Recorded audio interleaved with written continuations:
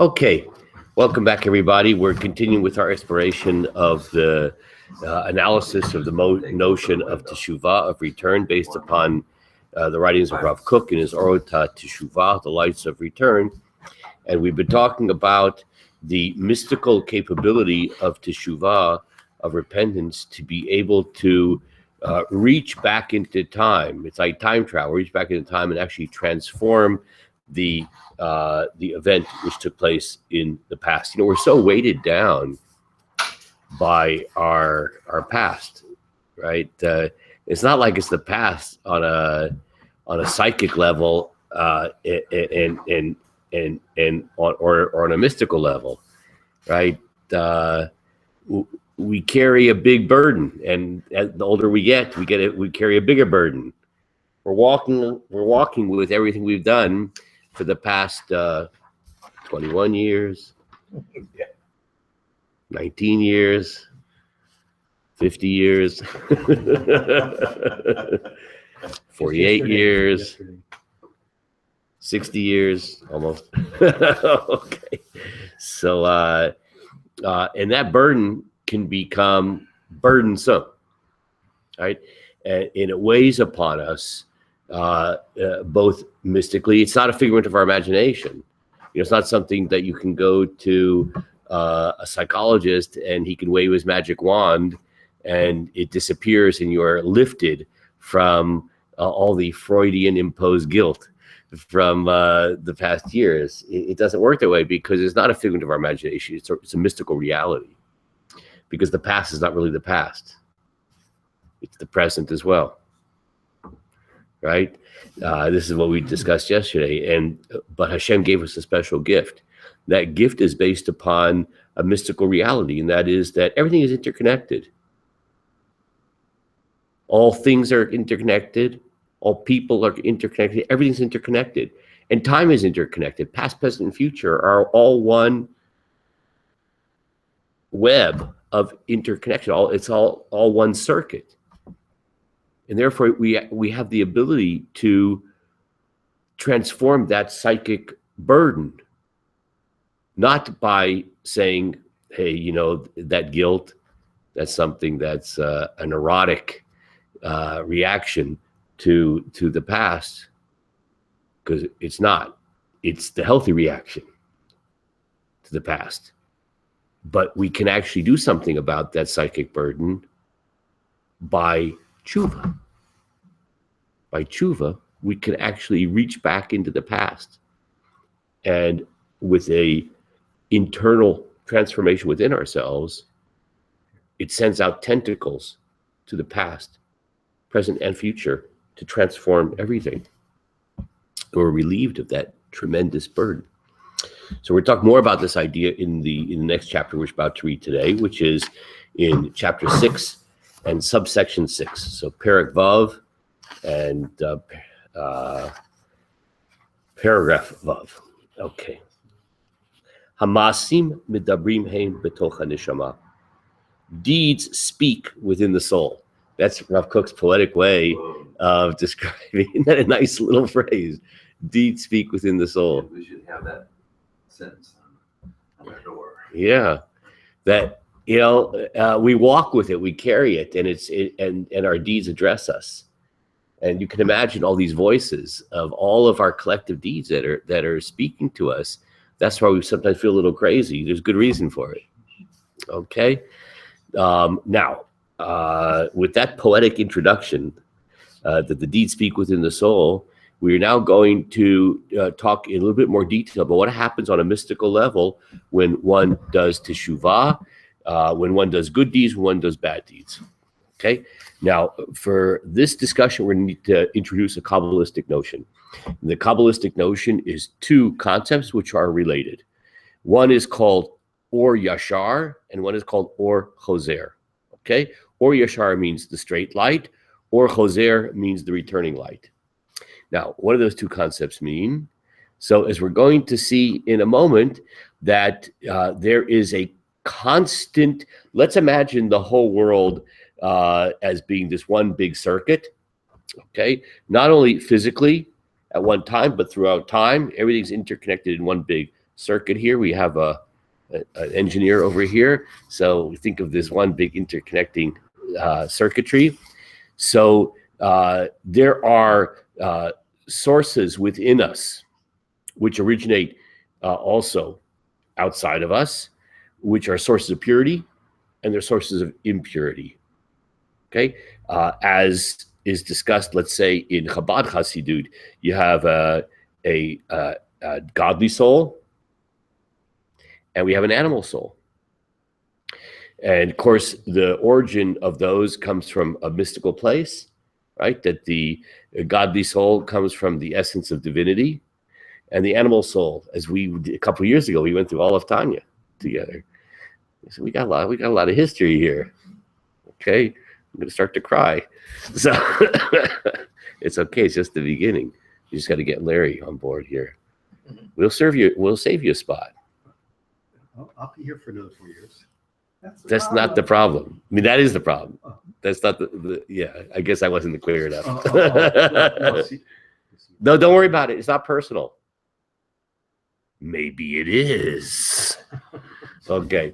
In any case, for anybody at the broadcasting audience who had no idea what that was about, forget about it. I'll try to delete it later. In any case, this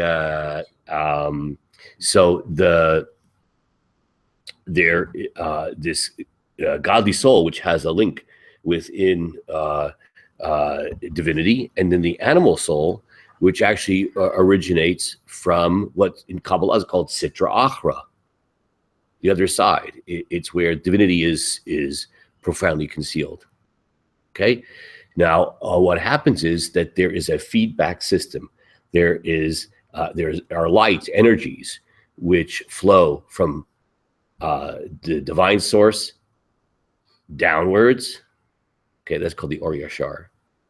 And then there's what the Or Choser, the light which returns, which is the light which is created by our deeds and goes upwards. You can almost imagine the angels. I don't know why I thought of this metaphor, because it's not really the best metaphor at all, but whatever. The Jacob's angels, when he's has a dream and the angels going up and down the ladder. So it's not really such a good metaphor, but there's kind of like, imagine these energies going up and down on this ladder. Okay, so let's read now how he describes this. Kol pu'ula shehi mishtalshelet acharei hishtalsheliyot rabot me'atov me'akodesh. Any act that we do which derives via all kinds of evolutions and permutations from the source of goodness, from the source of holiness. So when we do a good act, that act is deriving from energy whose source is in Kodesh, in holiness, in divine goodness. Okay? Kashem shinovad mimakor hakodesh, that just like it derives from the very source of holiness, when we do a good act, it's being energized. There's a divine energy which is energizing that. Where's that energy coming from? We give tzedakah. When we a little bit act of kindness, we visit a sick person, we put on tefillin, we light Shabbat candles, whatever we happen to do that's good. We come to learn Torah early in the morning. We daven, we put on tefillin. Any of those particular things, it's not a kid jumping over the fence, is it? So, oh boy, it looks very... Okay, so in any case, that energy that we're drawing down energy from a source of holiness when we do those good deeds. Okay, the ein kates l'sibot asher hitkalgalu miruach chavyot ad asher ba'apula tovazo el gilui ma'asi, and there is an unlimited number of causal factors which come into play until this act is revealed in an open way. You know what this reminds me of? Yeah, I'm going way over my head here in technical expertise, but the internet. So as far as I understand, the internet works through a very complicated system of connections. Like when you send an internet message to somebody, an email, it's not like it's not like a phone call, that's like some kind of wire that goes from me to Dr. cough over there. It doesn't work that way. It's being relayed, could be all over the globe. Okay, this connection. That's what happens when we do a good deed. We're taking the original source of holy energy, and it's being filtered through an extremely complex myriad of circuitry from the source of holiness until that there is a revelation of that positive energy in the specific deed that we're doing. Okay, then he goes on. He mishivata or l'shorasha. And that act, when it finally is revealed you actually do the mitzvah tzedakah, or you actually put on tefillin, or you light Shabbat candles, whatever it does. He makata galim la'achor marchevet et pulat hakodesh megadla tamimata lamala. Then what happens is that light, that energy, which was drawn down from, let's say, above to below, it then does an amazing thing. It bounces back from below to above.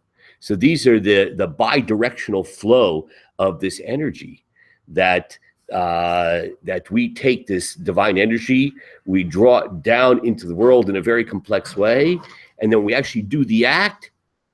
It then flows back up and creates a kind of feedback where that we increase divine light in the mystical worlds. Now, I want to read to you, it's not in your text, okay? This is from the Shnei Luchot HaBrit. There's a very famous Kabbalistic work called Shnei Luchot HaBrit, written by Rabbi Yeshayahu Horowitz. Okay, it's usually called the Shla. So Shla is short for Shnei Luchot HaBrit, the 2 tablets of the covenant. And I just want to read to you, just listen to the words. Hatachtonim orim et elyonim. That what happens down here actually causes an effect, arouses what goes on up in the higher spiritual worlds. Everything's connected. Okay? We sometimes think of ourselves as, what are we? We're a nothing. No. That what goes on down here, we arouse that which goes on high. When we do a mitzvah down here in this terrestrial world, it in fact causes an emanation of power on high, that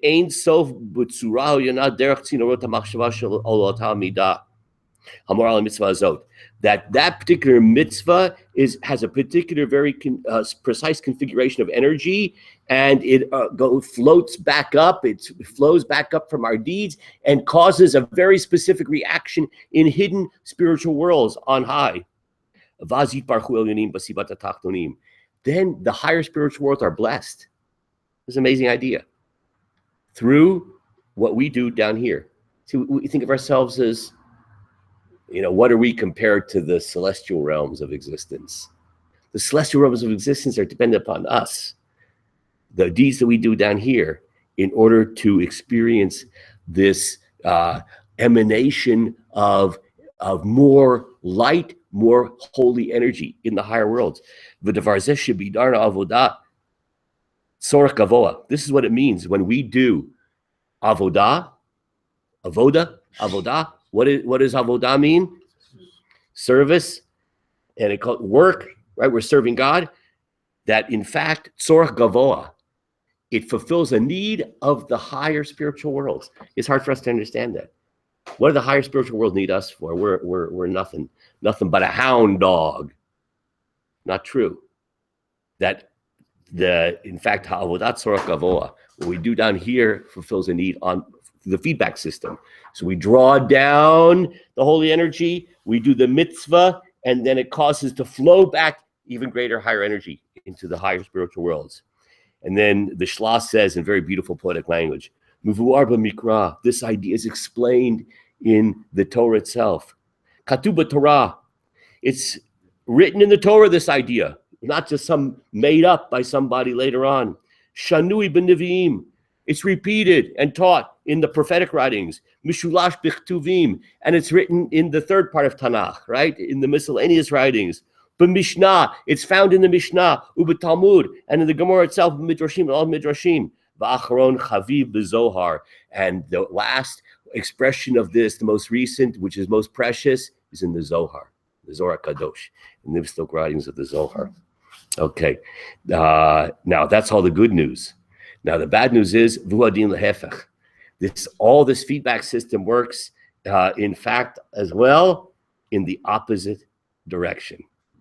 But I don't want to get depressed, so we're going to pause on that note, and we'll save our depression for tomorrow.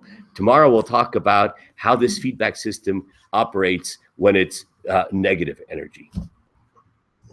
Beautiful. Okay, everybody. Have a great day.